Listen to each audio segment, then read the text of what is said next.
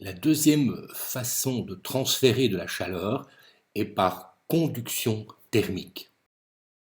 Quand dans un corps la température est différente dans les différentes régions de ce corps, par exemple ici dans l'atmosphère, eh bien il va y avoir un flux thermique qui va s'écouler des parties chaudes vers les parties froides. Pour comprendre ce phénomène, nous sommes obligés d'introduire une nouvelle notion, la densité de flux thermique, le nombre de watts par mètre carré qui vont passer d'une région vers une autre région.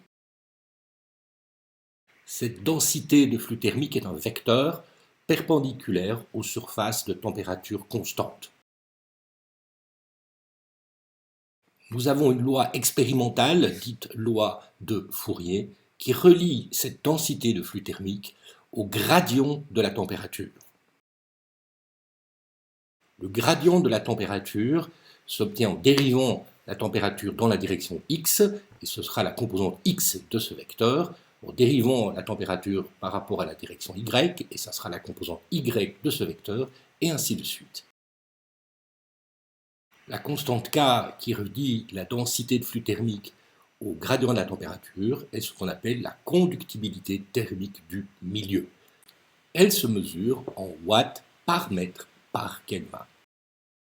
Enfin, le signe moins est très important puisqu'il permet d'avoir un flux qui va s'écouler des températures chaudes vers les températures froides.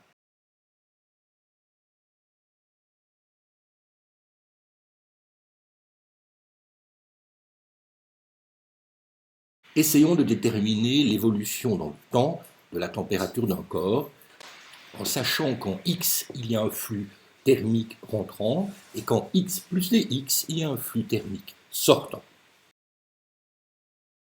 Ce corps va donc recevoir de l'énergie thermique qui dépendra de la différence entre le flux rentrant et le flux sortant.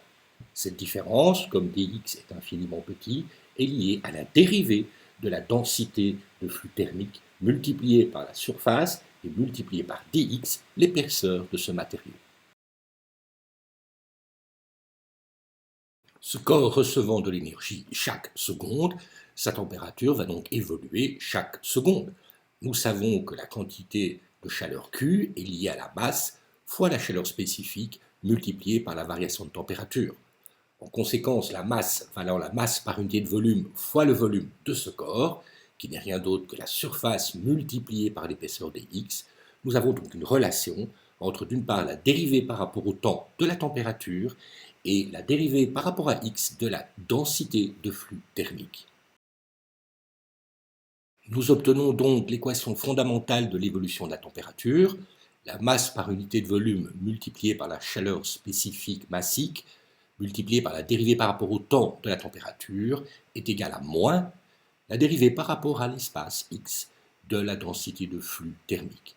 Comme la densité de flux thermique est reliée à la dérivée de la température, nous obtenons donc l'équation uniquement sur la température, ρ fois c fois la dérivée de la température par rapport au temps est égale à K, la conductibilité thermique, multipliée par la dérivée seconde de la température par rapport à x.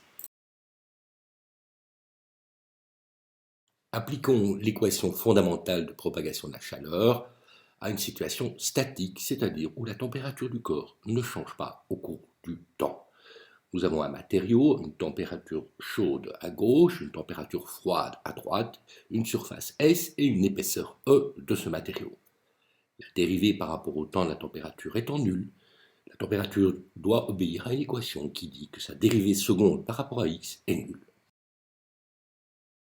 La seule solution de cette équation, la dérivée seconde par rapport à x de la température est nulle, est une fonction linéaire en x. Donc t doit avoir la forme de ax plus b. Comme nous savons qu'en x égale 0, la température est la température chaude Tc, quand x égale E, la température est la température froide Tf, nous avons donc la température en fonction de x égale à la température chaude moins Tc moins Tf divisé par E fois x. Nous savons que la densité de flux phi est égale à moins k fois la dérivée de la température par rapport à x. Donc la densité de flux petit phi égale k sur E fois Tc moins Tf.